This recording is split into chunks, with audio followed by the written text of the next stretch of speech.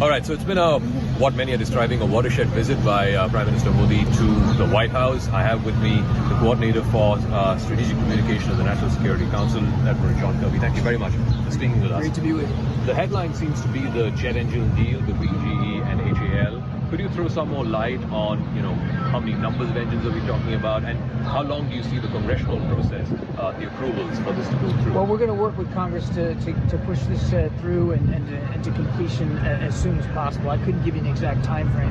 And as for the numbers, I think that's really going to be up to the two companies to speak to. But let's not lose the forest for the trees here. This is a significant, as you said, a significant deliverable by General Electric and by both of our countries to allow for co-production of these jet engines, which are the best in the world and will have an enormous impact, not just on capabilities inside India, military and civilian aviation, but also, as Prime Minister Modi said, creating jobs for both of our countries. So a really key moment. We're really proud that this came together for the state visit, but it wasn't just the jet engines either. Yeah. It was cooperation on space and the Artemis Accords. It was improving people-to-people ties. India is now going to buy more than 30 MQ-9 drones, which will help their military capabilities using those American drones.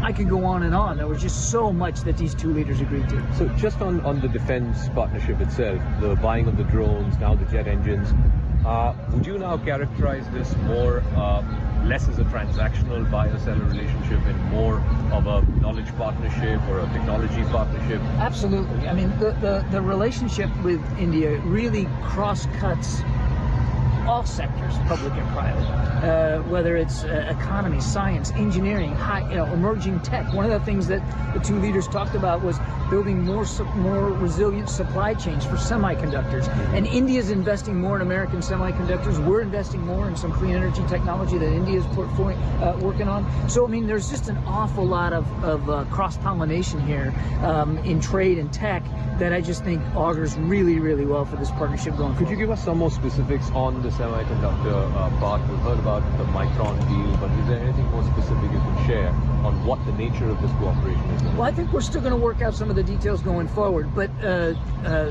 remember what happened during the pandemic, and that was where we all of us, India included, really saw the fragility of the supply chain process.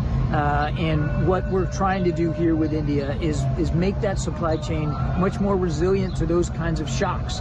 And that means we've got, India has such a bright and viable high-tech industry, and we want to be able to tap into that innovation and that thinking, so that both of our supply chains, should there be another pandemic, should there be another shock to the international system, doesn't fall victim. So, last couple of questions. One on the H-1B, and one of the concerns, this is one of the pain points for Indian Americans, techies who are living and working here, that they had to leave the country to renew their H-1Bs and come back to get the stamp.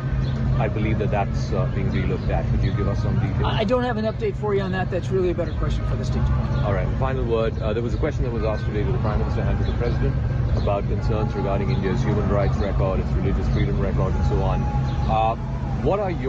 Do you have any concerns about India's record when it comes to treatment of religious minorities, press freedom, etc.? I think President Biden addressed this during the press conference, and he talked about the fact that, one of the things that close friends and partners can do is have these kinds of candid discussions. And as the President said, they did have that kind of a discussion today.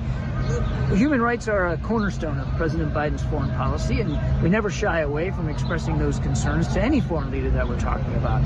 But when you have mutual respect, when you value each other and each other's democratic systems, you can have those kinds of conversations, and you can work together to see, what can be done to continue to advance the very vibrant democracy that India has. I mean,